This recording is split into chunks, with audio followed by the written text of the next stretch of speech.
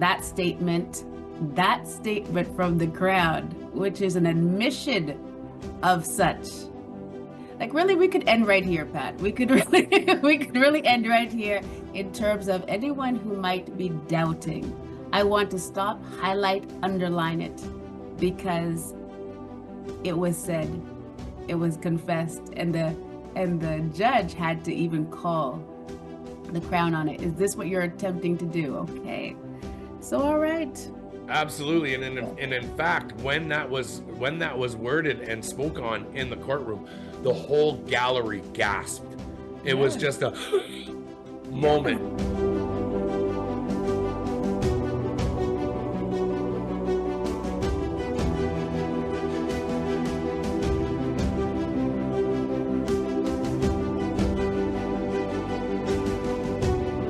All right, good day, everyone. This is Renee from Not Sorry for the Story, an unapologetic take on current affairs right out of Canada.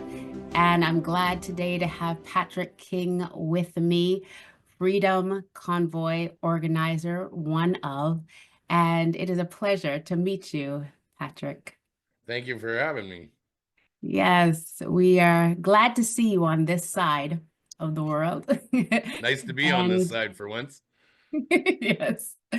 And so I'll just start off with a disclaimer just to say that for those who may know, may not know, you're going to learn more about Patrick King today, but also to say, even though he was one of the Freedom Convoy organizers, he's not speaking on behalf of the movement, on behalf of the group itself, but just as an individual who went through the experience and had a key role. So I really thank you again for this time. So here we go. All So right. I would start off just to say, before the Freedom Convoy, before it ever became a thing, before it even went into the works, if someone were to say to you, just meeting you for the first time, who are you? How would you describe yourself? Like, okay, what kind of work do you do? What would you have said before before the Freedom Convoy? How would you So have just described? basically, I'm just a concerned Canadian citizen. I worked in the oil and gas industry for 20 plus years. I live in Alberta, and a family man, very astute, stout conservative, thinking minded, and hard worker, contributor to society. I paid my taxes, I paid my dues. I was just a regular Joe. Yeah. Got caught up in current affairs, and this started back. So originally, I grew up in a city called Sault Ste. Marie, Ontario, and in the Sioux, it's a very industrialized city. You work in the steel mills, or you work in the wood and lumber plants, or in the mines, or construction. Very blue collar. But at the time, back in 1995, 96, we watched our industry in Sault Ste. Marie basically get thwarted by the government and a bunch of cutbacks and everything. And I watched our local industries start to fall by the wayside and be hindered a lot by the government. So in 1998, I decided, you know what? I'm 18 years old. I'm not really go anywhere in this city. I need to broaden my horizon, and I traveled to Alberta, and I've been here ever since. Mm. So I've created a life in Alberta. I work in the oil and gas industry. I know how amazing that industry is, and um, how reliant the rest of the country is on our industry out Yeah. here. And when I started to see the government years later encroaching on our industry out here, well, that's where I started to take a little bit more of a political stance on things. I started looking into things as to um, why we were going through the hardships that we were going through out here.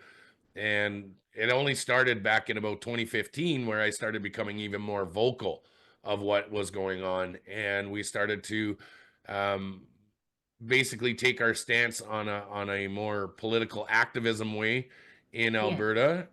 It was a small grassroots thing with industry. We were doing convoys all around Alberta, Saskatchewan, to Okay, so bring the pride. this is not your first convoy. Oh, meno, Yeah. beno. No, Yeah. I've done this a few times. And in fact, my industry, Mhm. I formulated and worked in convoys, getting our equipment onto location. I'm very skilled at it. I know the communication level, the safety that goes involved in it. And when we did Mhm. it in here, we held convoys back in 2018 in Grand Prairie, Estevan, Saskatchewan, Regina, Saskatchewan, Edmonton, all over the Midwest, I guess if you want to call it. That was for To political purposes. Sorry, I'm just it, going to jump in at different times when I hear different things. Yeah, so what it was we had a direct attack onto our industry with Bill C-69 and C-48 that came in with Justin Trudeau. And if a lot of people not familiar with the TMX pipeline that was owned by Kinder Morgan, it was a Yeah. private sector company under under law and under safety regulations. They had to twin the pipeline. They had to upgrade the pipeline due to safety concerns, and that's just a mitigating form of keeping everything up safely and making sure that there were no environmental, catastrophes with the line. As soon as the project started to go, the federal government stepped in when Justin Trudeau got in, and they put a halt to it. They also, if a lot of people don't remember, they put a halt to the Keystone pipeline as well at the time under Obama. And it was starting to, we were feeling the impact here in Alberta. We didn't understand why a federal government was stopping something that was already privately sectored owned and Mhm. mandatory and funded. And then all Yes. of a sudden our government stops it from happening. And then not only that, they end up purchasing the TMX pipeline from a Mhm. private sector company, which didn't need to be and put the bill onto Canadians. And not Mhm. only that, the bill, but he stopped it. He put it to a halt and implemented Bill C-69, which is the anti-pipeline. No Mhm. pipelines being able to build. Well, how do Yeah. we get our resources to Tidewater? How do we get through that TMX line to Burnaby, BC, Yeah. to get our resources? So why are you trying to hinder the industry that's basically keeping the rest of the country afloat? I'm not saying Yeah. all of it, but a very good large portion of it, in our resources being sold at market, help fund the rest of the country. So now, why is our government's position is to do what's in the best interest of the people? Well, Mhm. keeping us our prosperity and keeping our resources so that our GDP is increasing and we are becoming more profitable, um, seems like a smart thing to do. So why are you trying to Mm. hinder it? And then Yes. they No went question. into we went into the Bill C-48, which followed right after, which was the anti-harbor moratorium. So not only can we not get our resources to market, we also can't get it out of the hubs and out Yes. to the rest of the world to sell our product. Okay. All right. So, as they would say, this is not your first rodeo. You No. have you have um you've organized, you've been a part of several convoys having to do with what was happening with your industry, oil and gas. And I'm going to take a moment just to fast forward. So I started off saying if someone were going to ask you who who you are, what you do before the Freedom Convoy, now, so you gave me where you're from and yeah, how you got to this place with the convoys. But now, what would you say if someone again just came here suddenly and didn't know anything about you and they heard a little bit of rumors and now they asked you the question, what are you famous for or infamous for now in Canada? Now, how would you describe that? What would you say? I would say that now, in Canada, I'm best known for the Freedom Convoy and what we did in Ottawa for 3 weeks. Yes. A lot of people have seen the negative side of it. They've Yeah. seen the hit pieces. Yes. They've seen what they've alleged are, um, what's the word that Trudeau used? Unacceptable views. Unacceptable views. I'll say that lightly. Yeah. They claim the racism card off a video that was put out where I openly discussed what somebody else had done and Yeah. paraphrased exactly what that person had said. Yeah. And of course, our media and other armchair warriors, keyboard warriors, edited specific little clips to paint it in a picture because they knew what I was talking about was very important, but Yeah. yet they needed to tarnish it to not get it the credit that it's needed. I've been attacked on the left so bad, from the left, sorry, so bad with what I'm talking about because it goes against and proves that what their stance is on their policies and what their beliefs are is actually fundamentally bad for our country, bad for our culture, bad for who we are as Canadians, and they didn't like that, as well Mm, as a lot of government funding to fund these people to discredit and disclaim anything that you talk about. yeah. In no way, shape, or form am I racist. In no way, shape, and form am I a misogynist. In no shape or form am I a Canadian citizen with unacceptable views in a small fringe minority. I think we proved that we aren't a small fringe minority. We've proved above and beyond that we are not racist Canadians, as Yeah. well as we've proven that we are not misogynistic. We are Canadians with concerns. But Okay. unfortunately, these other people with another agenda have more money and can manipulate the media a lot better Yeah. than we can. Yes, I hear you. Yes. I'm still, every time I hear that phrase, unacceptable views, I'm still saying, what is that? I didn't know a view was unacceptable to have. Well, But that's right? Differences of opinions. but I just want to read for you the if you Google your name, which I'm sure Oh, you might know, if you go to Wikipedia, I'm again, this is where people go when they just want to know kind of the basics in here. So I just want to read this part and you just correct anything that is incorrect from there. So Patrick James King, a Canadian far-right activist known for protesting the mandates, he has led the Wexit movement advocating for secession from Canada of Alberta and other Western provinces, led the United We Roll movement, and acted as a regional organizer for the Canada Convoy protest. King was arrested on February 18, 2022 at the Convoy protest in Ottawa and was convicted on 5 charges, including mischief, disobeying a court order. He was released on bail on July 18, 2022, and was subsequently sentenced to 3 months plus time served. very, very well done. That's interesting. One thing I want to correct there is I'm Yeah. not a far right activist. I'm a right so far activist. Secondly, it was not 3 months house arrest that I received. In total, it was 1 year of Okay. prison time that I received, with three Yes. months of home custody and 9 months already time served. I served 151 days, denied bail in Yeah. some of the most deplorable conditions. I was very mistreated within the confines of the penal system, the Yeah. prison system. I got a good view on how bad it really is Yes. in our correctional facilities. Okay. But definitely right so far. Yes. Yes. I hear you. And that's one of the go-to. That's one of the go-to labels, of course, Yeah. many times, but I'm okay. surprised you didn't make the comment of white nationalist. That was another Yeah. one that was it used to, maybe it's been edited since. Yes. Yes. But that was a term that they used in there. Okay. And that, once again, it's a derogatory framing Yes. of Yes. being Canadian. That's right. Because you love your country and you want to see your country first and foremost benefit, well, Yes. that's nationalism. Yes. And when you put the color in front of it, now you've just become, and I'm sorry, the person who wrote that and put those words together, that is actually true racism.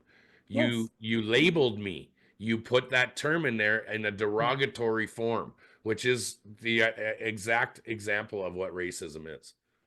True. That's right. And we're not having it. So thank you for turning that No. around and putting it clearly. So, can you tell us what the latest is?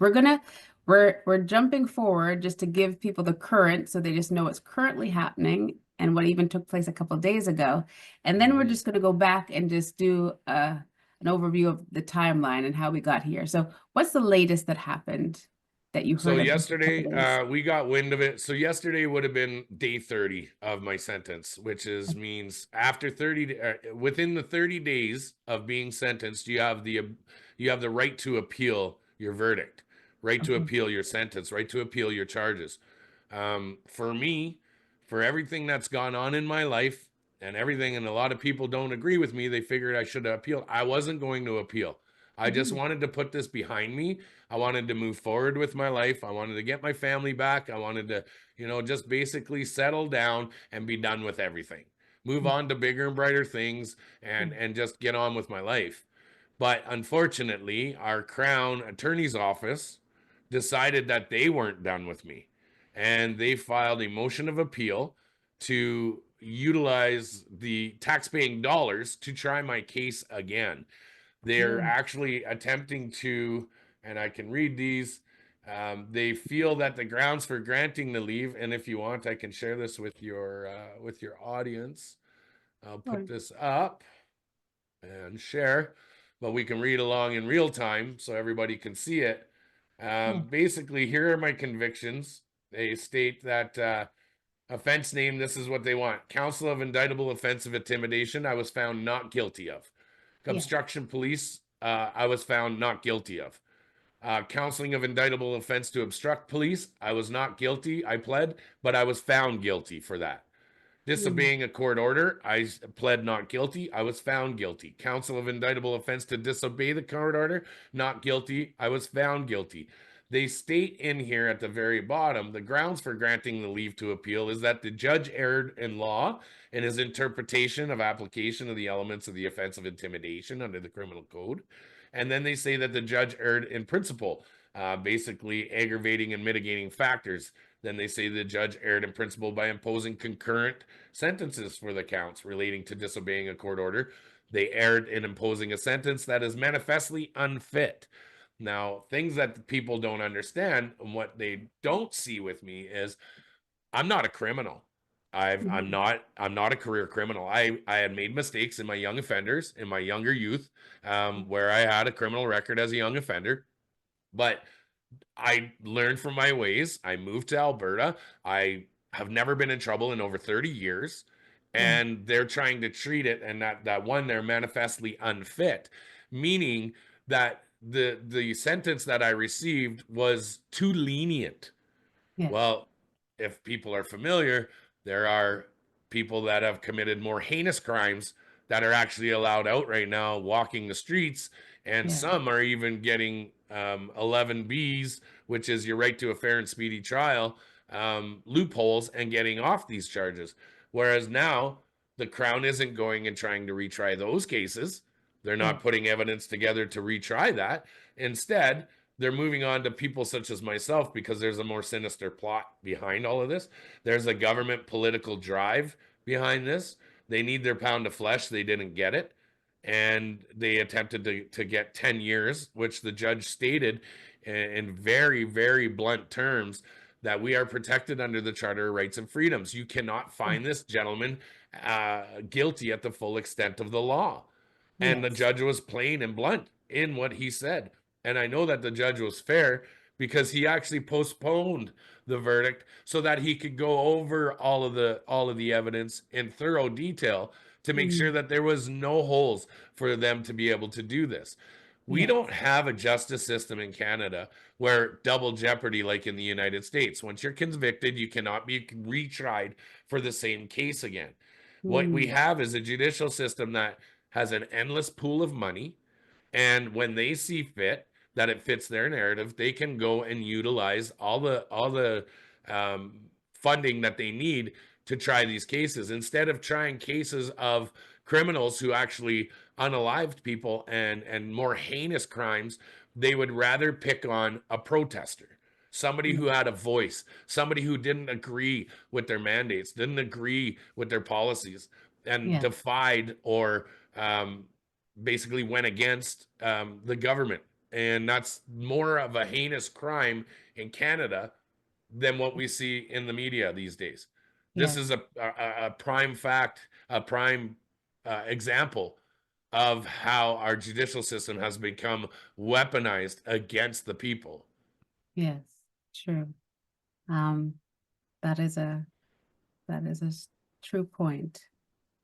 It has become weaponized, and it is interesting to me. I'll put a line in here, and probably will throughout our conversation, just to say that it is interesting again to me that the Crown, and I've heard this in different times now with the different cases that have been before the courts, that they can go back and say, no, you know what, the judge erred.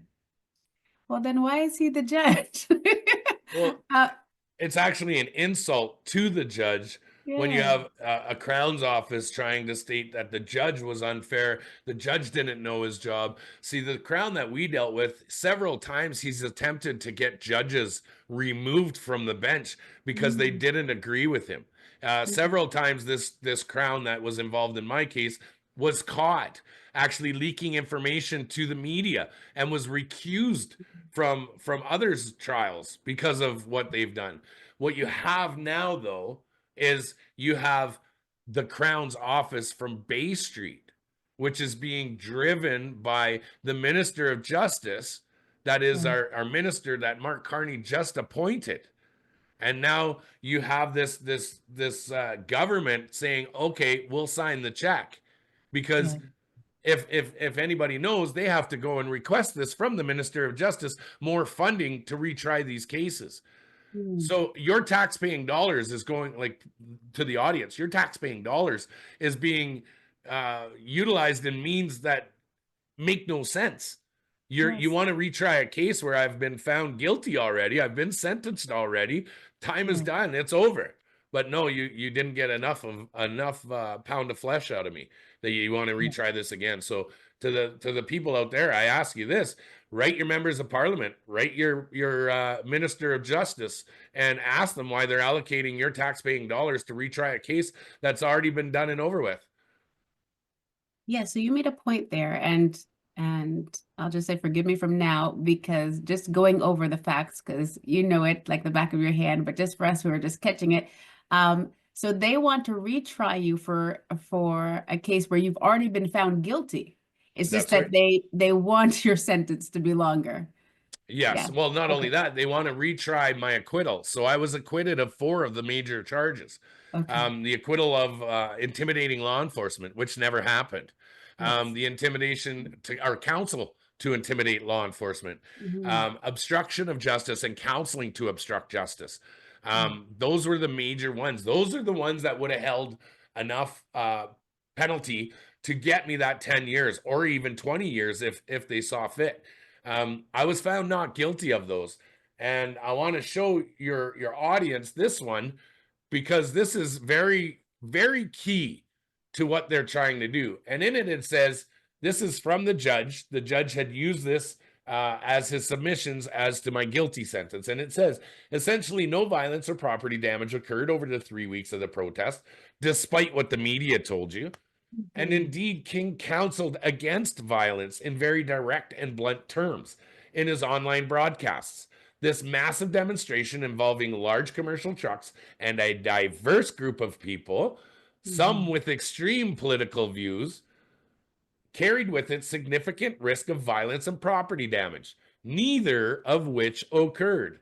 King Hmm. advocated forcefully against such conduct and can be credited as a positive influencer in significant respects. That is how the judge saw the evidence. Now I you want to say that I intimidated law? You're going to tell me that this judge is wrong, that what he saw was absolutely wrong, and that he absolutely, Mr. King, intimidated law enforcement. We Yes, went yes, through thousands of hours of video in my yes, case of yes, me publicly speaking on this. yeah, This whole process, this whole process is targeted. For yes. anybody who's out there, no, this is a targeted incident. What they want to Mhm. do now is they want to go judge shopping. They want to find a judge that will side on their behalf. That's what you're seeing. Mm. And I laughed before because I was just like, well, you don't hear this description of of the events very often Exactly. and at all. So I'm like, yes, what? Not only that, the news reporters that stayed in the courtroom throughout all of this, they've known all of this. Yes. And when they put the reports out on verdict day, on sentencing day, they failed to tell the public in their news reports that this happened, which Yeah. I would think as a reporter, that's the money right there. Yes. Whoa, these That guys would were have been it. violent. They were, aggressive. They tried to overthrow the government, especially Mr. King. We Yeah. painted this picture of him as a racist and a misogynist and unacceptable views. Yeah. Well, wouldn't you want to show that? No, because Mhm. it goes against your narrative. It does. And we have to say here that that phrase about going against the narrative, if you're watching and you're thinking, well, I know what I heard. I know what I heard on the news. I know what I heard here or there. And you might hear the phrase, well, it goes against the narrative. You know that something is afoot when the narrative is already put in place and the ability to report, just as Mr. King just said, has not even been heard. Tell me, as you're listening, audience, have you heard that description of what Patrick just shared? I don't think so. I have not heard that one. And there's a No. reason why. There's a reason why. Um, we're gonna thank you. Thank you for sharing that. Key. As as a trained journalist, independent freelance journalist myself, again, no matter what my view may have been coming into a court system, that's a key fact right there that the judge stated. And And so, he utilized a lot of the evidence that was brought forth from the Public Order Emergencies Commission as well yes. to make that assumption or to make that generalization of my character. Mm, He also utilized Justice Mosley's verdict yes, with where he deemed the Emergencies Act unjustified. yes, So yes, that all came into those were all mitigating factors to come out with this outcome.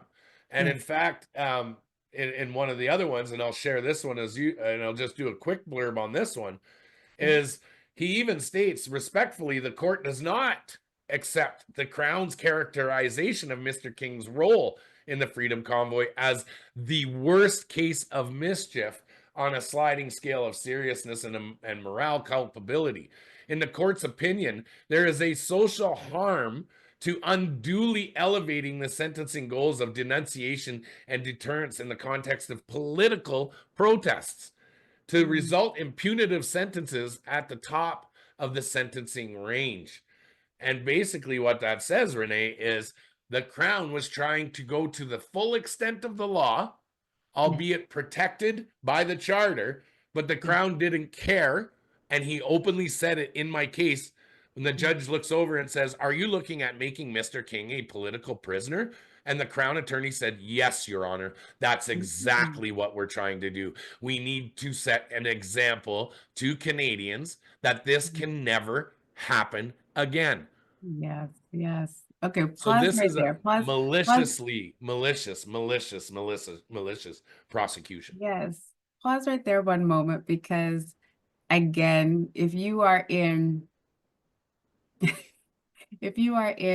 tinfoil hat circles, if you are in conspiracy theorist circles, then you hear these things amongst this company all the time that the courts have been trying to make an example of Pat King, of the other Freedom Convoy organizers, and that statement from the crowd, which is an admission of such.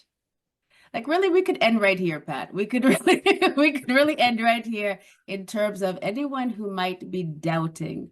I want to stop, highlight, underline it because it was said, it was confessed, and the judge had to even call the Crown on it. Is this what you're attempting to do? Okay. So all right. Absolutely. And Yeah. in fact, when that was worded and spoke on in the courtroom, the Mm. whole gallery gasped. It was Yes. just a Yes. moment because, like I said early on, when you gave my Wikipedia, I said this, or I predicted this very early on, and in the Wikipedia, I'm a far right. No, no, I've been right so far. And Yeah. this is exactly what they were trying to do. They've Yes. weaponized the judicial system against Canadians. Yes. That is, and that is the point. And it matters no matter what your politics are, no matter what your party is, it matters because, again, this is something that was done to a Canadian. And as the judge is stating here, and clearing him based on all the hours of evidence that he's seen, but because, again, there was an agenda, this case and the many others that are out there right now, it matters for Canada because if there are those powers that be that set a precedence, they will use it and they want to use it, as was stated. All right, Pat, I'm gonna go through some things and I'm gonna kind of call it like a rapid fire, kind of just as quick as you can, just to keep us all flowing with with us here. But thank you for taking us back, bringing us to what's happening now. So let's go back to the convoy specifically. So how did you get involved in the convoy? Did you Okay, begin the so convoy? Yeah. And I know yes. I know it's a little tricky when I say rapid fire. I know it's tricky to kind of put that, I'm not saying put that in two sentences, but just kind of keep it punchy like we're rolling. So we keep up with you just to, yeah. Yep. So back in 2019, we had done one for our oil and gas industry, and we were quite successful. We were able to get the sanctions off our pipelines and the projects back running again for the interim. Now, fast forward through COVID, you've got the nightmare of COVID going through. I was a very big advocate on COVID and the lockdowns and the mandates, and I was getting completely targeted by law enforcement. With regards to what I was saying and doing, got to remember mandates aren't a law. You can't force us, you can't charge us, you can't do anything, and this is not a law. So when it started to come down on the truckers, well, I started to advocate for the truckers now, for the trucking industry, something that I have some familiarity in. And when I seen the temperature rising on social media amongst the echo chambers of truck drivers, I threw my 2 cents in, put my hat in, and I said, "Hey, you guys, I've got a solution, something that we can do. If you're all interested, let's meet at the table and see if we can brainstorm some ideas on what to do." I brought everybody together, put everybody at the table, and the rest is history. We put it all together. We worked side by side with law enforcement months in advance. Well, a month in advance, we were working side by side with law enforcement. We had permits to be in Ottawa. We had routes already delegated by the Ottawa police, by the Ottawa city planners, where to park and everything. This was all planned in advance. It was not this surprise, spontaneous thing like everybody thinks it Yeah. was. Yeah. We did our due diligence. We acted professionally, and we put in all mitigating circumstances that could arise. We made administrative paperwork for our drivers so that they knew that if any time there was zero tolerance of said events, said behaviors, you were kicked out, you weren't allowed to come. We made sure that we did everything very professionally. Okay. All right. Now that point there about it not being a surprise. So law enforcement was aware and was working with you. That's just a clear Absolutely. yes. Side by side, Dave said, "Come Yeah. on down." And there, of course, because you can't do anything like that without having receipts. Like That's right. you have the messages, you have the things. Okay. We have So the maps. We have the yeah, maps that we were given. They were all entered as evidence. We have the yeah, permits. They were all entered as evidence. We have yeah. the law enforcement officers, of which we all had. Every organizer had a PLT officer or a police liaison team. Mm, We all mm, had our individual officers. They yeah. all took the stands as well to testify on all of this. Do you think that you were being led there as a setup by any sinister means, or do you think that it was definitely they meant it like they meant to come alongside and then it was kind of captured? I don't think it was a setup at all. I Yeah. think further on into the longevity of the protest, as the Mhm. 2 week mark hit, I Yes. think at that point, certain things were set up through certain people. And I think that's when it became um, the invoking of the Emergencies Act and Mm. negotiating with the city and all of that Yes. stuff. I think that's when it became a more sinister plot. As soon as you start negotiating with a city, in my mind, that looks like a hostage situation when you're Yeah, yeah. negotiating Yes. terms, and you better meet my demands or you don't, that Yes. to me is where it went sideways. Yes. And thank God I didn't have anything to do with that. Yes. Okay, would you say that you were on the same team as the other well-known names? So Tamara Leach, Chris Barber, would you say that you were working together, you were a team? Absolutely. Okay. Absolutely. We were all a team, except for when we got to Ottawa. For me, I'm there to protest. Yes. Okay. At first, it was my role was media, to use the social media to get attention, as well as I was in the lead of the convoy to make sure that everybody hit their stops. There was no mechanical failures. There were no issues within the, safety issues. I had already traveled this route already, so I'm familiar with the stops, the locations of where we were going. We had already done it in the past and on a smaller scale. So that was my role. As soon as we hit Arnprior, as soon as we got all the trucks to Arnprior, I walked up to my liaison officer through the OPP, Andrew Wiersbicky, and Chris was standing there. Tamara was standing. No, actually, Tamara, Chris, and Bridget were standing there. And I looked at Andrew. I said, "Hey, Andrew, how's it going? Been a long time. Nice to see you. I got them here safely. I'm out. I'm going to head into the city and I'm going to do my protesting because that's what I'm here for. I'm here to protest."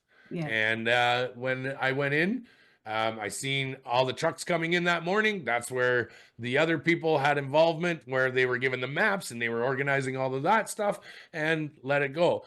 I don't know what went on in those back rooms. I was privy to some of the meetings. I was involved in some of the meetings early on, but I seen things that I didn't agree with, so I stepped away. As much as everybody else wants to say it was another way, it was actually me who wanted no involvement with them. Okay. And that's a key point, because it's been labeled that I was the troublemaker and I was the one that caused issues with everybody. But even in the evidence that was brought forth in the trial, you can prove absolutely otherwise. There was no trouble from me. I was Yes. there to actually keep cooler heads prevailed, and I believe Mm. I was a significant, and I don't believe, actually, I know I was that cooler head. And that, I believe, is not the outcome they wanted.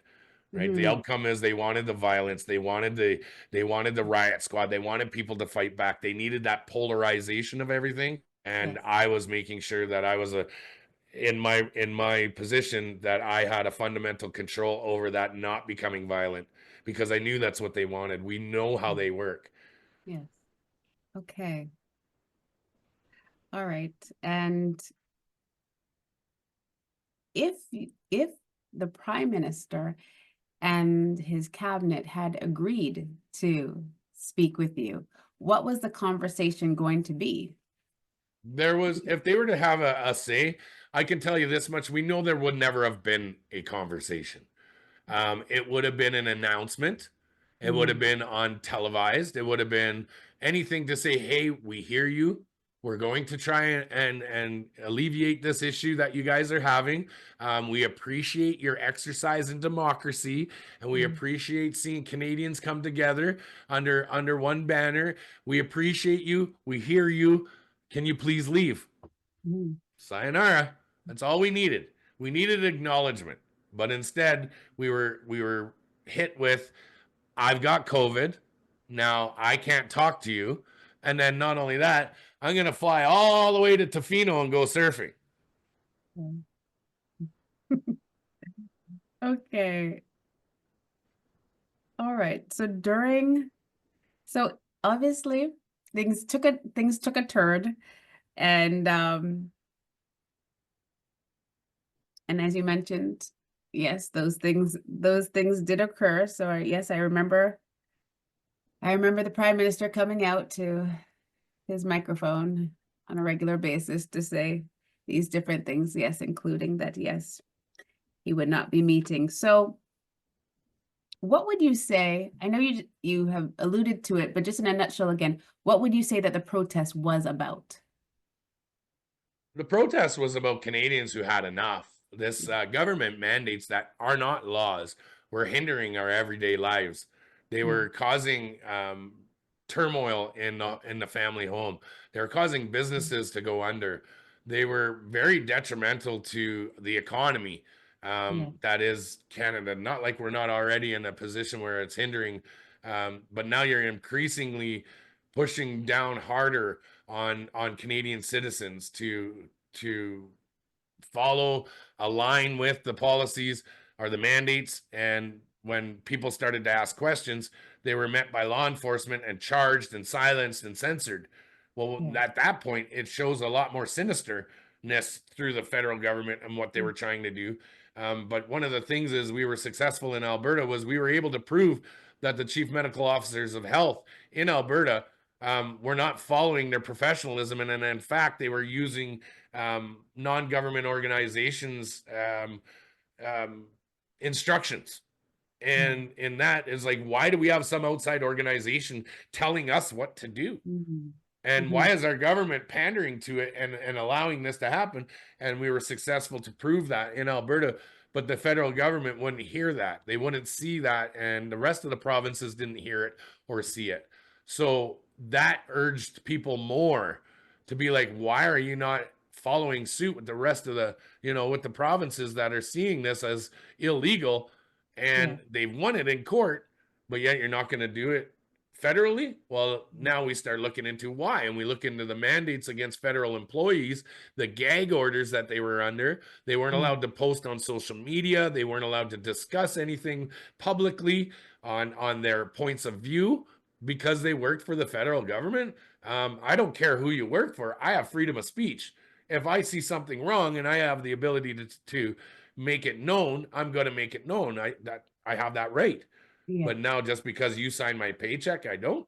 Now that shows almost like a totalitarianism or authoritarian, and people didn't like that. So we wanted to see the federal mandates lifted on the teachers, on the nurses, on the doctors, on all of the people that have been censored over the past 2 years. mhm, yes, yes. And thank you on behalf of Canadians, because really you were a part of the voice for many who didn't have one, as you said, were silenced. So thank you seems so small to say, but it needs to be said. And I'm sure you've heard it several times. Okay. You pause for a moment, but yes, I also was curious to know, so the other protest that took place on the Ambassador Bridge in Coots, now, what were you a part of any of that in terms of organization, or did they spring up on their own? That all sprung up on their own, and still to this day, I don't know. I do not know, and I'm still trying to. If anybody has any information, who went to the Ambassador Bridge and parked their trucks on it? I'm very curious to know who did that, and Yeah, I'm not getting any reports on who was behind that. yeah, As yeah, for Coots, I think that sprung up under support. yes, I yes, think Albertans came to realize, that it's time that we showed our stance against all of this, and I think mm, Albertans came together in support of what was going on in Ottawa. mm, I had no involvement in any of that. Of course, I know people that were there and in yeah, Coots because I am from Alberta and I'm a pretty good voice, big voice in Alberta. So of course I knew people that were there, but I mhm. had no involvement. Do you think that either of those protests slash support um, became used by the government to now put in the Emergencies Act? Or, and again, not so much to point fingers, but do you think that that kind of took on another piece that they could have used, or how do you Absolutely. view it? I think that was their main basis for the Emergencies Act because they couldn't touch us in Ottawa. We did Yeah. nothing wrong in Ottawa. Mhm. But what you see is And what a lot of people missed out on was that those blockades, that one on the Ambassador Bridge, for example, they were taken apart and dismantled and arrested and moved off the bridge before the Emergencies Act was even invoked. The same with Coots. They had those dismantled and de-escalated before they invoked the Emergencies Act. They invoked the Emergencies Act days after they had those taken down. And in fact, I spoke with the RCMP officers that were surveilling us at a location in Ottawa where they came down, said they met with law enforcement lawyers, and they were asking, show us in law that these people in Ottawa are breaking the law, and we will go in and arrest them. And their lawyers failed to show any law that we were breaking. So they left. And he says, we're leaving today, Pat. We're not staying. We're not going to be here. The RCMP is not going to be involved in this because we know you guys aren't breaking the law. But we are going to Windsor, and we're going to go and take down Windsor.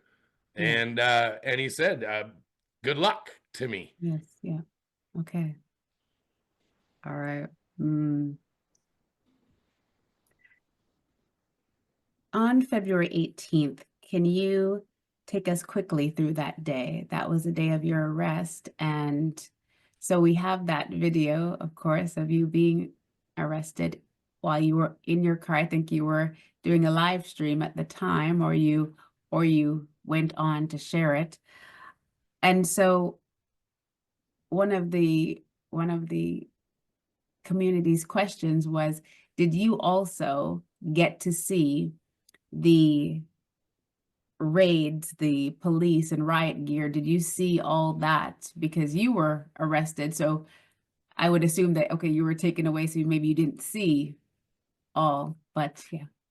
So 2 days prior to that, myself and my partner, George Billings, we had caught wind that they were running mock scenarios out on Hunt Club Road, where all the law enforcement was being housed, where all their riot teams were being brought in and flown in, and it was close to the airport. So we went to investigate, at which time we found hundreds of thousands of law enforcement vehicles parked in the parking lots. I exercised my due diligence to inform everybody in Ottawa that these guys are stepping up. I informed Danny Bulford, who was the former RCMP officer to Justin Trudeau, part of his team, protective team, and Danny had stepped up to try and help and mitigate security.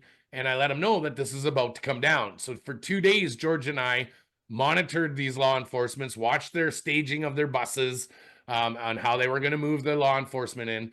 And at that time, on day 2 of investigating all of this, I had gone out and I said, okay, it's coming down, guys. They're gearing up. We were just down there. We saw it all. Guys, if you want, you need to get off the roads. Like, they're coming. I told Danny Bulford, I said, they're coming. He says, yeah, we had caught wind that they were going to do this. And yeah, you're right. Go wake up the truckers and get them off the road. Then when it was happening on the morning of February 18th, I had called my liaison officer. I called several officers. I called the head higher up, Jason Finley of the OPP of the Southeast Division of OPP. And I said, Jason, we've worked together. I'm trying, what the hell's going on? He says, okay, Pat, we're going to put you through to this officer. So then I went through to OPS. And I started to get my numbers and my contacts in OPS. I contacted several of the officers and I said, hey, I'm coming in to get these guys off the roads. You do not need to be smashing people's windows. You do not, because I was watching from live feeds that were already happening that morning. And I was like, this is insane. You guys don't need to do this. Let me come in and let me de-escalate the situation, and I'll get people out of there. In fact, I put out a live feed with myself and Joe Jansen, who is another organizer, on putting out a message to the people that were in Ottawa. Hey, there's contingencies in place. You guys are to retreat, go back to Arnprior. Once you go back to Arnprior, we'll regroup and we'll figure out what the heck is going on. But you guys need to get off the streets. At that point, I've done my due diligence. I put forth my effort to try and get people to safety. I called my liaison officer. I said, I'm coming in to get this de-escalated. I don't care what you say. You can't be doing this to people. Mhm. And as I started to leave our residence, we were staying in Gatineau. We had surveillance on us, and when we started to leave, we saw all the vehicles. One undercover cop went this way, one undercover cop went that way. They were at Mhm. the intersections to tell which direction I was going in. And then Mhm. when we went to the one direction, I watched the law enforcement undercovers actually make a hole for Mhm. us to go into Ottawa. We crossed over the bridge by the power dam um, in Ottawa, in Gatineau. And as soon as we crossed over the bridge, that's where they swatted me. They actually swatted. They came in behind, they blocked our vehicle, they came in front, blocked the vehicle, and 8 to 10 officers were there ready to pounce on me. So at Yeah. that time, I put my video up. I said, I am getting arrested. They have me at the ready. They're basically, I'm going to jail, guys. I had assumed that I was only going, it's a mischief. Okay, this is what he's telling me in the live feed. You're being charged with mischief and counseling to mischief. Okay, I'll take it. I'll be out in 24 hours. That's what I assumed. Oh Yeah. boy, was I wrong. I Yeah. ended up doing 5 months in jail because So of it. that so that first stretch when you were arrested that day, you were in jail for 5 months straight. So at that point, I get arrested. I get Yeah. brought to the Elgin Street detachment. I'm held there for just over 48 hours. I'm interrogated by 2 homicide detectives. Okay. I get 4 or 5 hours of interrogation Yeah. from these homicide detectives. They actually, it was quite disgusting how we were treated as protesters. They Mhm. treated me like I had just unalived somebody. Yes, yes. You said homicide detectives. That's interesting. Okay. Yes, Yes, yes. Detective Benson and a Detective Paquette, I believe was his last name. Okay.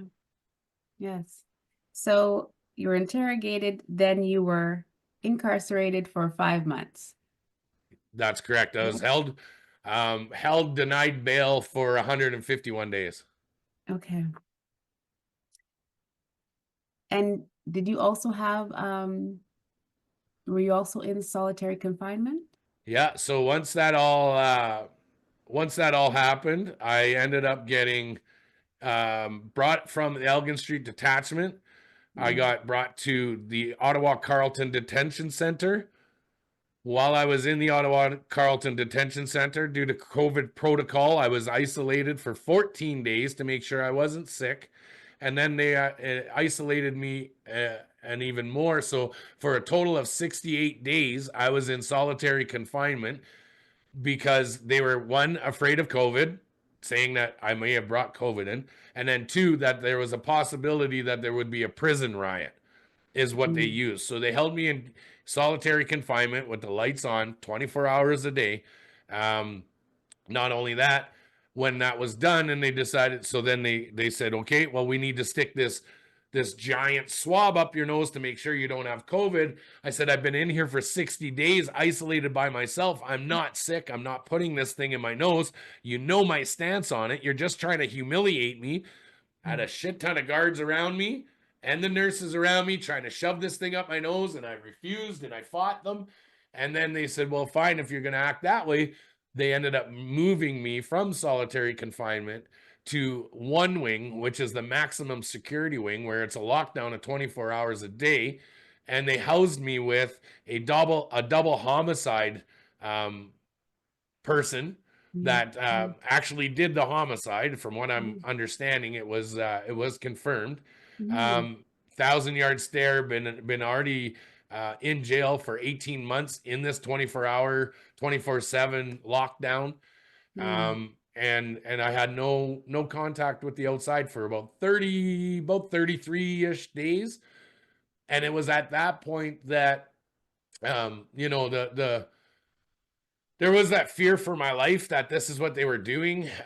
The gentleman that I was housed with, his funny story out of all of it, the funny, as you're worried, um, he goes and makes a phone call to his Mm. outside people, talks to his mom, and his mom states that you take care of that guy. That guy's he's a hero. What he did was, phenomenal. And in fact, his mom was the one who came down. We had a pig roast on Kent Street, and Okay. she came down and helped cook the pig at the pig roast. So that is a sheer form of 6 ways of separation where, I ended up getting protected and not, feeling a little bit more at ease Yeah. from Yeah. any type of intimidation. But I moved forward to one of the guards had been looking for me. They had been looking for me for a week. Where is Mr. King being housed? We don't know where this man is. Yeah. And I heard an argument happening down the range, down the corridor where their desks were, and Yeah. it was some very colorful words that were being used. Mm. And the one that stood out the most was, "You're going to get him killed. What Mm. are you doing? We've been looking for him for a week. He's here on a mischief. Why do Mm. you have him locked up, maximum security, non-violent crime, in with a double homicide? Are you Yeah. gonna do you guys want that on your shoulders?" And the guard came down, pounded on my door, said, "King, get your stuff ready. We're moving you." And I was Yeah. like, "What? Are you Yeah. serious? I'm getting out of here?" And he's like, "No, we're moving you to where you should have been a long time ago, and that is Mhm. general population." And that's where I ended up going. And I ended up spending the last 2 months of my incarceration in Yeah. general population. So you had solitary confinement, also the maximum security, and then general population. That's And, correct. For and nonviolent crimes, for mischief. for mischief. And your total time incarcerated was how long again? 151 days, but I got credited for 9 months due to the conditions. Yes.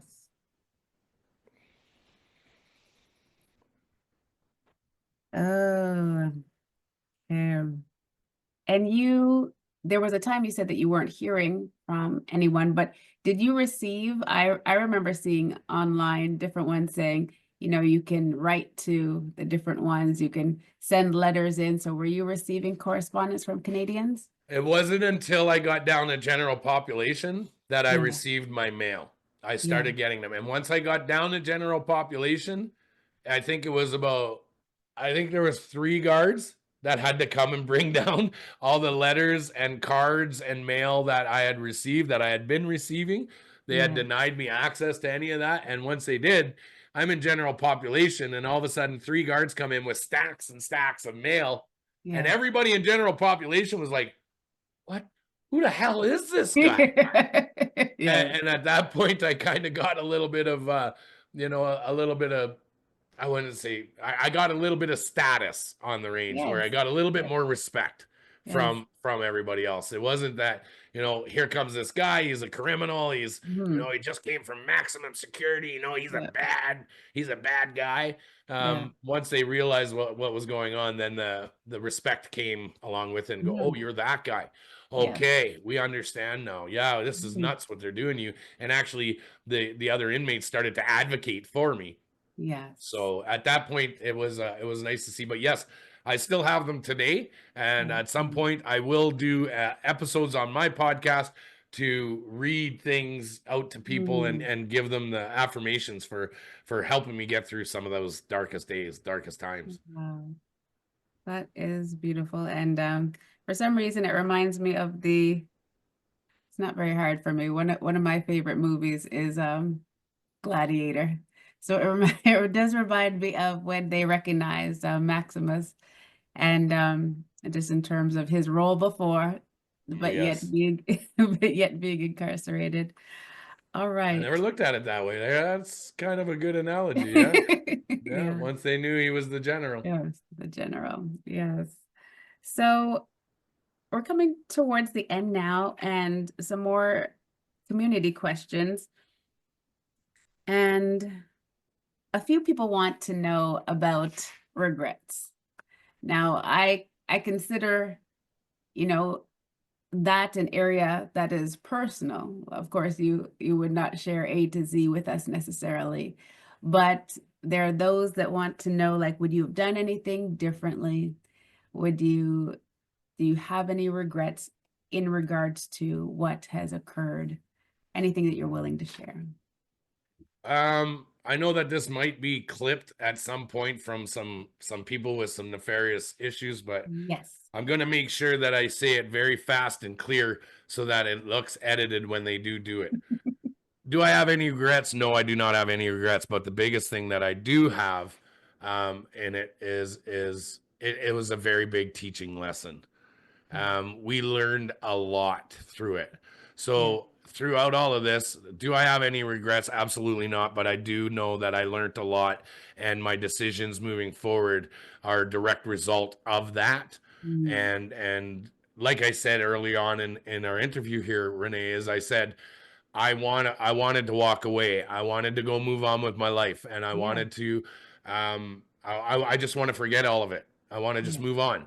And the reason is because I saw what happened. What happened to me should never have Yeah. happened to anybody, but it Yes. definitely gave me a huge insight as to where and what direction this country is going into. And now Mm.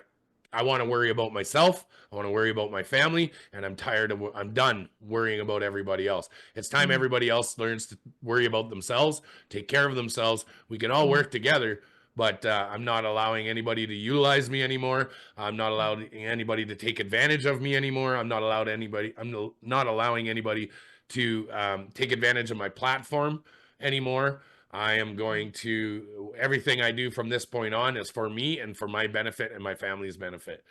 But for what we accomplished in Ottawa, Yeah. for what came, I couldn't be more prouder to be a Canadian. Yeah. To see that unity that came across, that Yeah. there's zero regrets. We Absolutely. we came out the posturing that we stood for as Canadians was phenomenal. Yes. The light that we were painted in due to the media, well, we knew that was happening, but if you were down there and you knew what was happening, it was some of the most beautiful times I have ever seen in Canadian history. It's Yeah. the most united we've been since I feel since World War II. So Yes. to me, it was a successful campaign. We got our points across, and we proved everything that we were talking about. So once again, Mhm. we were right so far. Yes. I'm sure. I'm glad to hear that. And I'm sure that many are, that you walk away knowing that something great was accomplished. And I've shared this story many times with my community, but I'll just let you know as well that I do have family that have come here. They've been here 30 years. And over my time of knowing them here, the question has been asked often, since you've been alive, what have you seen that has united Canadians? And every time I'd be like, ah, and because that's really on his heart too, unity, leadership. And all I could muster was maybe Terry Fox. We kind of Hmm. came together in that regard. And then came the Freedom Convoy. And what a thing to see, to be out on the overpasses. And for those who were present there, beautiful to behold, beautiful. And no one can take that away. No, and some of the things that the stories that we've taken away from it all, some absolutely heartbreaking stories, but Yeah. yet also some absolutely heart opening stories Oh, as well. yeah. People who've lost family members. I myself had two of my close friends who unalived themselves due to the Mm, stress that was put onto them. I yeah. had people coming up to me saying, and we just rekindled and had a little bit of a reunion on one of my podcasts the other night where Mm, there was people that within days of the convoy hitting the road, they were already planning it. They were already ready to go. They were going to take their own lives. But once they seen us hitting the road, it gave mm, them that sense of hope again. And they yeah. had to be a part of it. They came down. They met me in Ottawa. They said, "You saved my life." Yeah. And as my job, I am an occupational health and safety and environment professional, and my job is to make sure that every employee in a situation goes home to their loved ones every day. So for Yeah. me, that was a huge commemoration, a huge acknowledgement that I did my part to make sure that my country was safe, because now I've had the opportunity or been told that I've been an influence in keeping somebody still here. And that's huge. That's a beautiful moment to know that we Yeah. actually saved each other. All of us did. We all did. We all Yeah. gave Canadian pride back again. Yes. And it's a very real thing. I've told you before that what stood out for me when I just saw you online was your aspect of bringing everyone together. And I had older people and younger people coming to me saying, "Did you hear Pat's latest update? Have you heard from him? When's his next update?" Because you just had a way of bringing everyone in. And it was great to see. One of the iconic, I will say, an iconic moment is again seeing you hanging outside, hanging out of the car as you're making your way to Ottawa Yeah. and seeing all the people and their response. So, You want to? Here's a little ad lib for it. Actually, the Crown tried to use that video against me, yes, where I'm hanging out the motorhome. That was in Medicine Hat. yes, We had just left. That was the morning that I hit the road. The Crown used it, but if anybody's familiar with evidence, yes, you have to show the entire evidence. So that's part of a video that my best friend Jamie Nix made for us, and the song's mm, called "Just Drive." yes, And it's a beautiful capturing of the moment we started heading down the highway. mm, So the Crown had to what we had to watch that whole music video in yes, the trial, and then the Crown makes sure, because that part of where I'm hanging out the motorhome yes. is closer to the end of it. So everybody's in the gallery going, "Just drive," and they're singing along, and I can even see the judge going, "Hmm, oh, hmm." And then the Crown stops and goes, "There, right Yes. there, Your Honor. That's it. Look at him. He's breaking the law by hanging out the door." And the judge just looks at the Crown like almost cross-eyed, one eyebrow up, going, Yeah, it's one of my shining moments that in my trial that I'll always hold. So I'll take that away yes, as a positive. absolutely, yes.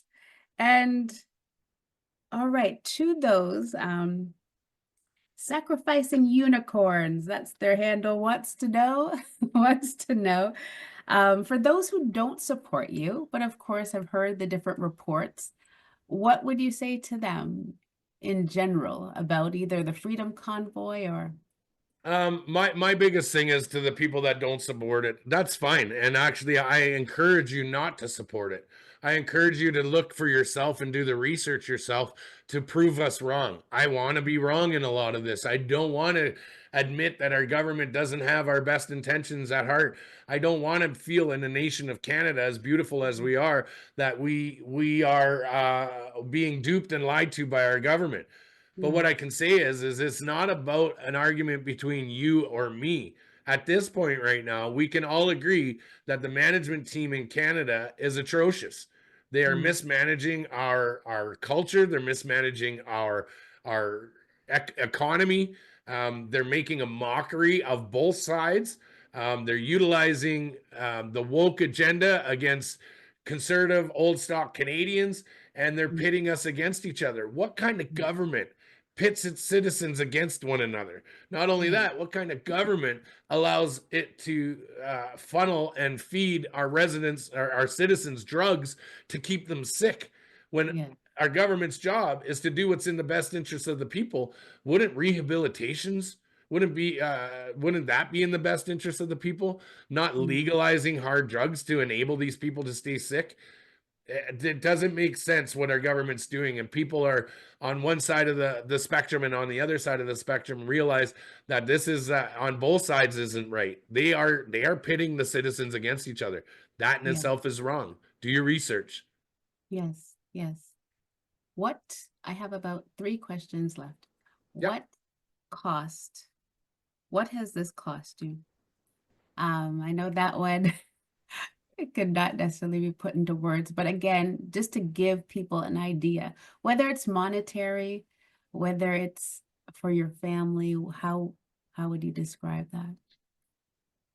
The cost on me, financially, my bank accounts are still frozen today. So a lot of people who Mm, are wondering yeah, about that. My yeah, kids' college tuitions are still frozen. Mm. Nothing has been freed up in over 3 years. My investments are still frozen. I lost a long time life insurance policy that I had been paying into for 20 plus years, 25 years, that actually Mm. was starting to pay back dividends because I had invested enough into it. Yes. It was one of the policies that was really hard to get. Yes. So that I've lost out on. I've lost, it put a big strain on my family, Mm. caused some animosity between my older son and myself. It's cost me my freedom. So for 2.5 years, I was not allowed to be on the internet except for Mm. fundraising purposes only. I Yeah. didn't have free speech. I wasn't allowed to interview. I wasn't allowed to protest. I wasn't allowed to peacefully assemble. I had a lot of my rights as a Canadian citizen stripped away and basically pushed back into a corner so that everybody would forget about me. Yeah. I wouldn't want to see that on anybody, but the emotional strain that it's put on me, and in fact, I took it as a blessing because Mm. the negativity that came down on me just thickened my skin a little bit more. It gave Mhm. me more, I got hardened, I guess, a little Yeah. bit more, but in a good way. Yes. In a good way that I don't take offense to targeting comments such as racist, misogynist, all of that. Mhm. It's just like, yeah, okay, let's get on. Let's move on to something else. Okay, you got your point across. All right, next. Yeah. Yes. So I've definitely calmed down a lot more from it. It's Yeah. definitely cooled me off. Um, Mm. but I'm still passionate about what I want about my Yeah. country. Yes. I was, like I said, and I want to say this again, and I really want to emphasize on this. A lot of people out there don't want me talking. You don't want to hear my voice. You think I'm a Mm. whiner. You think I'm complaining, and I'm all of these things. Mm. Well, I didn't want to talk about these things. I wanted to move on. But you see, our government now is allocating funds to retry the case, which is Yeah. causing me to want to talk. I have to talk now. I have Yeah. to talk more about this. If you really don't want me to talk, you really want to cancel me out, write your politicians, exercise your democratic right to become Yeah. informed, and tell them you don't want your tax fund, your tax money allocated to dumb retrying of cases. You Yes. don't want this, and in that you'll let me walk away, and I'll move on. Yes. Yes. Michelle, Michelle would like to know if you are a believer, if you have faith. Is that something that helped you during this time? What would you say about that? There is absolutely no question. There is zero chance that there is not a higher power up there. I prayed to God every day. I Mm. read my Bible every day. I have been guided to a position in my life right now that I can only explain it by a divine intervention. Yeah. I am in a spot in my life right now that I know there's there's no question. There is definitely something bigger than us out there. Yeah. I do have faith. I have my beliefs, and I do believe that there's a lot more than what we've been told. Yeah. And Melissa McKee, she'll be so proud to hear this.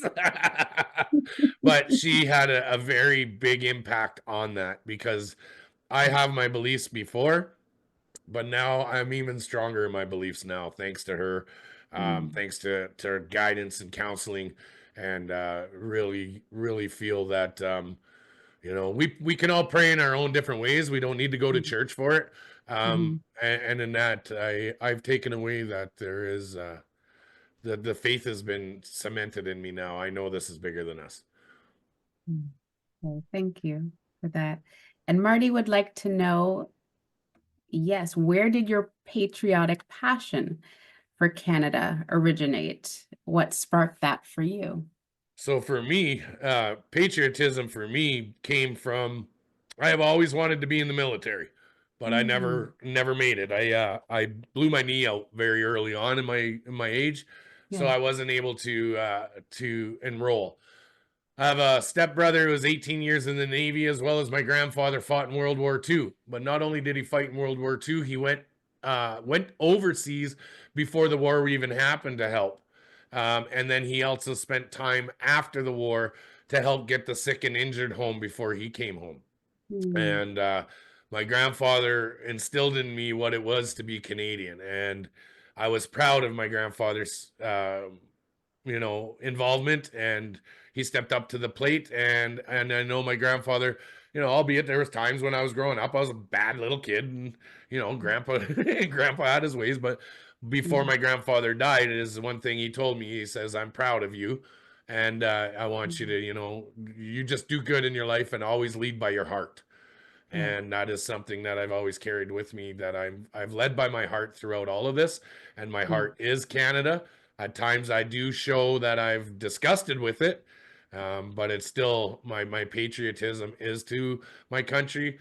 As the information rolls down that I'm learning, and more I'm learning, I'm more patriotic to the people now than I am yeah. to the flag, and that is my fellow man. Mm, I want my fellow man to be happy, and I'm not putting a country behind it.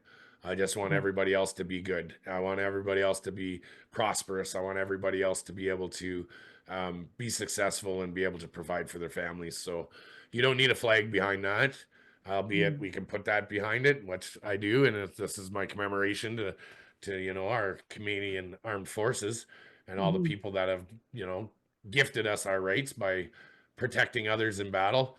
I say gifted because Canada's never had to fight for our rights, and mm, we've been gifted them. So yeah. um, that's where my patriotism comes from. Yeah. Your lineage. That's great. All right. Finally, what is next for you? And okay, no, that's not finally. That's the second last one. But yes. Well, what's next for me is, well, obviously we got to deal with this case now Yes. that they want to retry.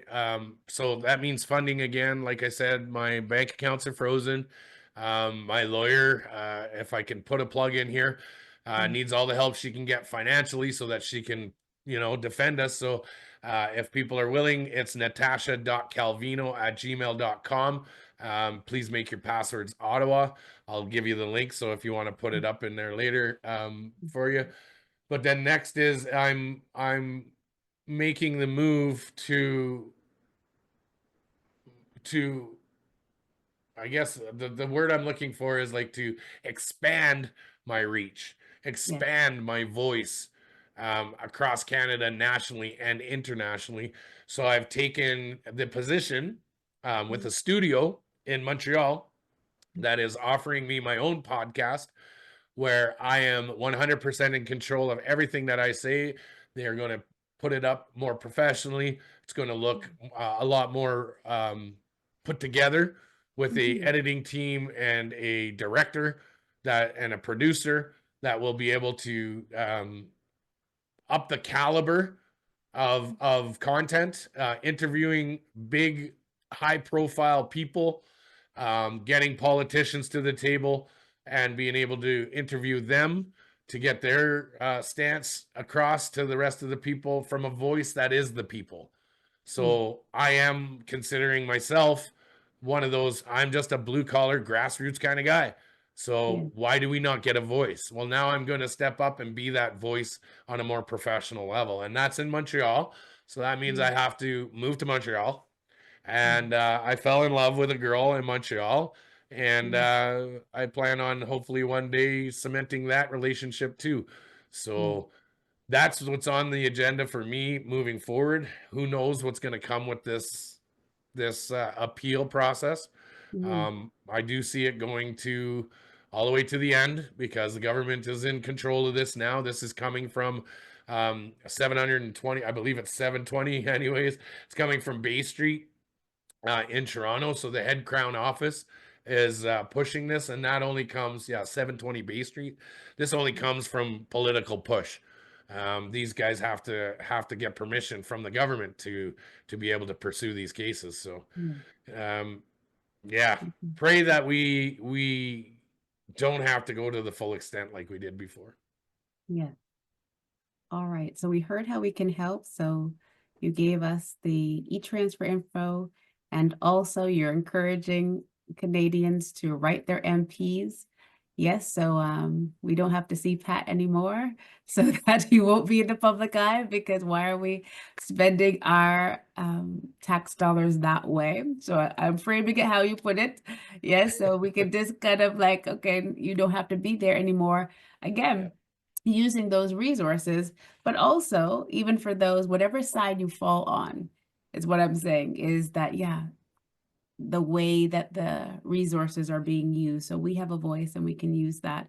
Final question, what is giving you hope these days? Because you've seen, of course, you went in there, and some would say, did you, you know, you didn't go in there expecting all this to happen, let's say. So having seen so much, you've seen the, as they would say, the good, bad, and the ugly, but what gives you hope these days?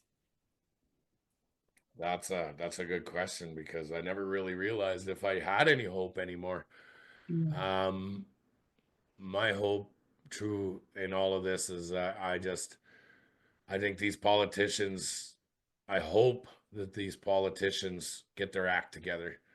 Mhm. Um, I know that this is a bigger game than you and I, Yeah. and they are teetering on, the destruction of our country, and they Yeah. don't really, I don't think they understand the severity of what they're doing to Canadian people. They think that they speak for us, but they're really truthfully not showing like they're speaking on behalf of us. They're speaking on a small minority of people. Mm. I really hope these politicians pull their heads out and start, realizing that it's Canada first. It's not Yeah. WEF first.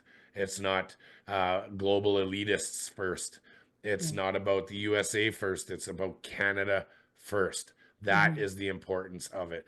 And the only way we can do that is these politicians need to clean up our backyard before we go and start cleaning up other countries' backyards. We Yeah. don't have the ability to protect our border, but we have the funding and the money to go ahead and protect borders in other countries. The billions and in the billions and billions of dollars. Those dollars can be allocated to funding for Canadians first as priority, Yeah. than helping the rest of the world. It's not our job. It's not Canadians. Canadians didn't go to work every day 9 to 5, sometimes 12-hour shifts to have their tax monies allocated to other countries. They Mhm. use that, they work here so that those tax-paying dollars are allocated to our priorities, our concerns. And Yeah. that's something that people got to remember. And I really hope that these politicians pull their heads out of their asses and Yeah. actually start fighting for Canadians. Yeah. Let it be. Let it be so. Thank you. Thank you for your time, Pat. Thank you, Thank Renee. you for what you have been a part of that did give hope. I absolutely know that to be true. Hope was given during the Freedom Convoy, and it was so needed. And so I just sense to say to you, I salute you. And some may be out there saying, well, you don't know all his life, you don't know all these things. I salute you on Thank behalf of Canadians, on behalf of your lineage, your grandfather, who, as you mentioned, said you have made him proud and you are doing good. There's a destiny that each of us have, particular works each of us have, and because we are acting on our values, we don't know the ripple effects. But in my faith, I'm saying I'm leaving the results to God, but I'm going to do what it is that I've been beckoned to do. you. So we, I'll put a little clip in there for you, and I'm making this solemn vow, and I did it yesterday, and I'm really going to stick to it. If the Liberals get in this new snap election, or if Pierre Poilievre only gets a minority government, I am making it known on your show, and I made it known yesterday, that I will put my hat in the race for the next election. I will run in the next election if nothing changes. yes, yes. All right. So we heard it here. So And if if you really don't want to see me, ladies and gentlemen, make sure you vote properly. Good one, good one. Thank you. I lastly just say we have this saying in the midst of our family and our spiritual family that I'm a part of, and it says we overcome today to fight tomorrow. So may you continue in the good fight. It has not been in vain. Thank you, you. Pat. Thank you.